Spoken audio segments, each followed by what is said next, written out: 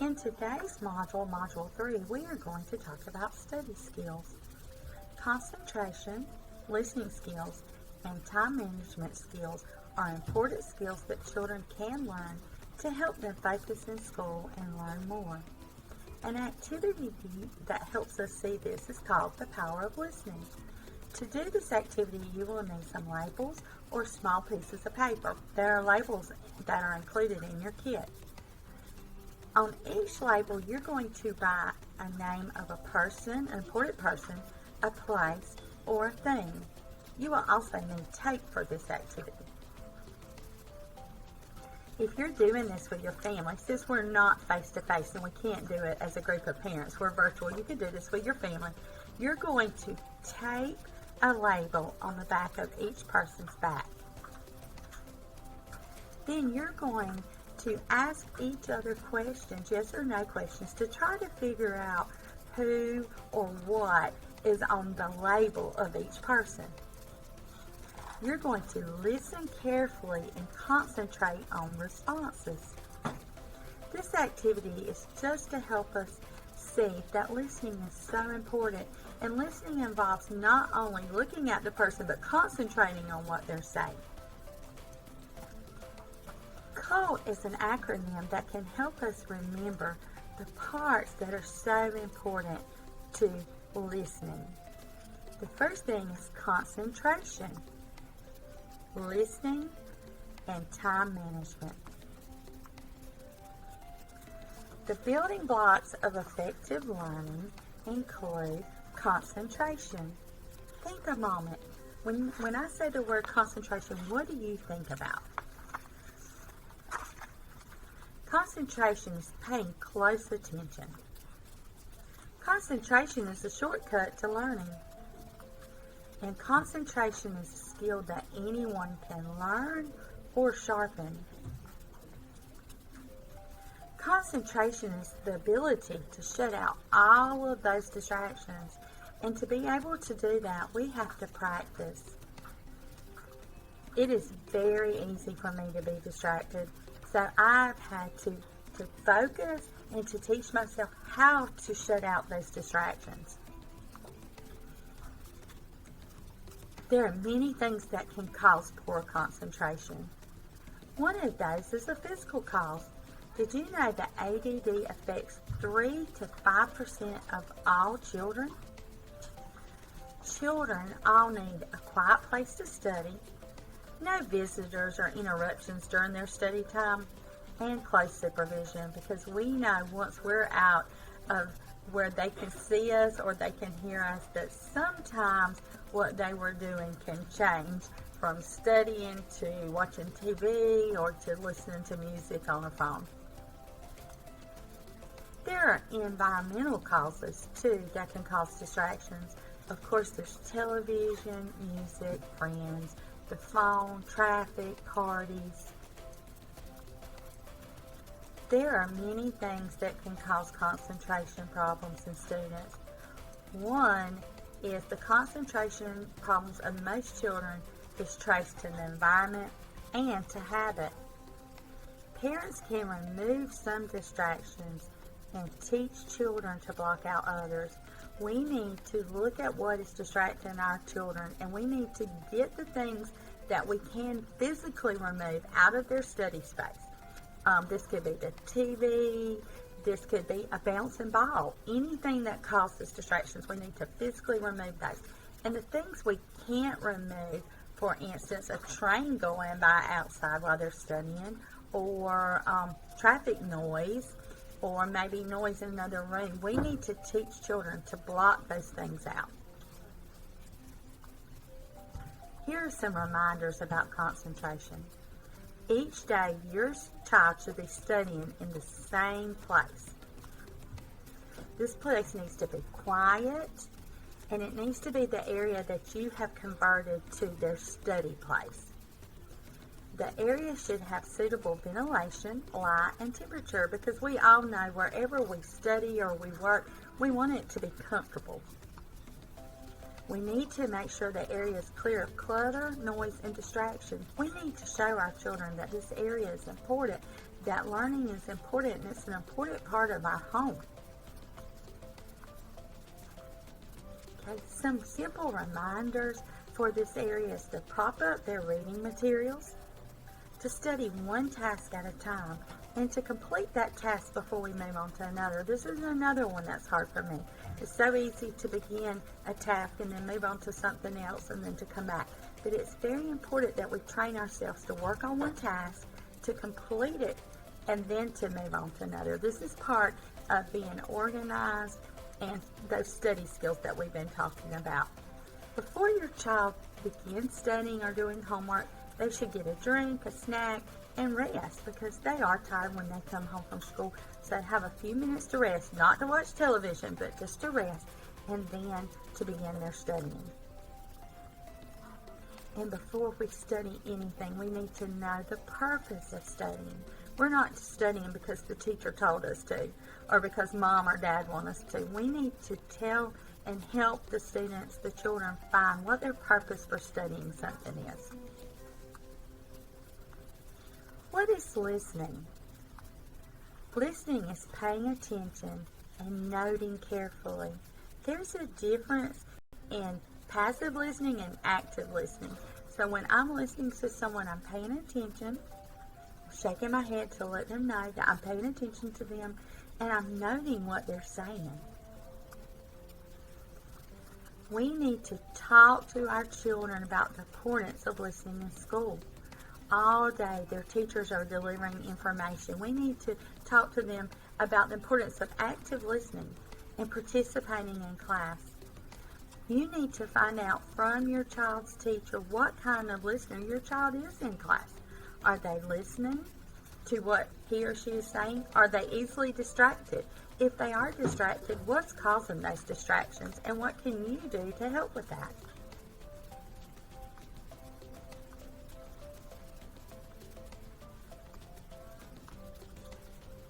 Give a listening test to your child.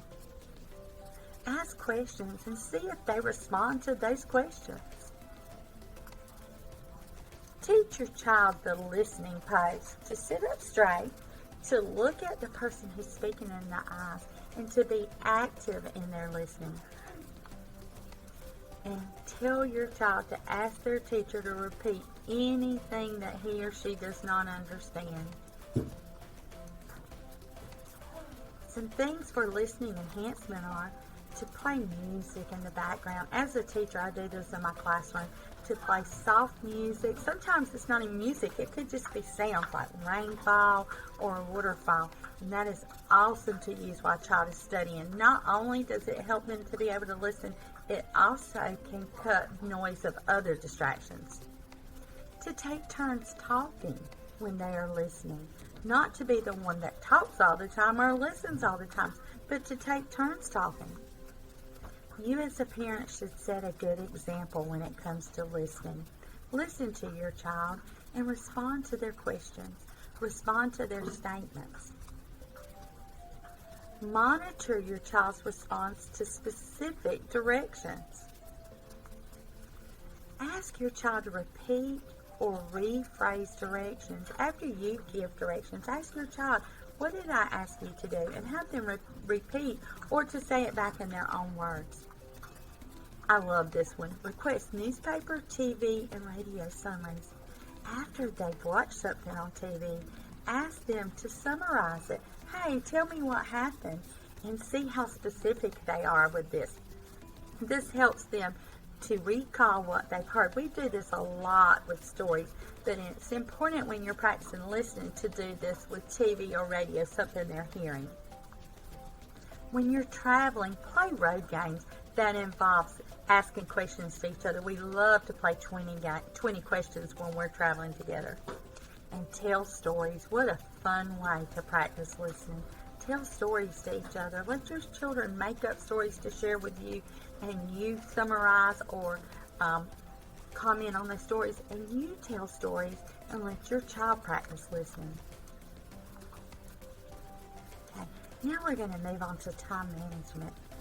What is time management? I think in today's world, this is something that most of us struggle with.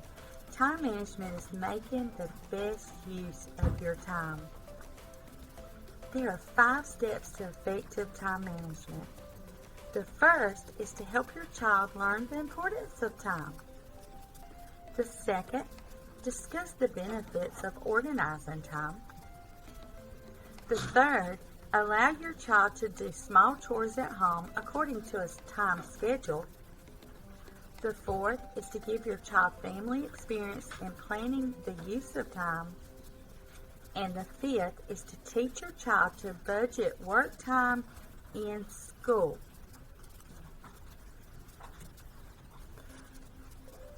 Remind your child to study one thing at a time. And again, this is something that takes practice, but to organize their lessons in a way that they study and they finish one lesson before they move on to the other. To decide on an order and to do that. For older students, that may mean working on their social studies, and then once they've completely finished studying or doing whatever's assigned, to move on to the next lesson. For younger children, that could mean working on sight words or spelling skills and then reading their story. But whatever it is, to completely study or complete an assignment before they move on to the next thing.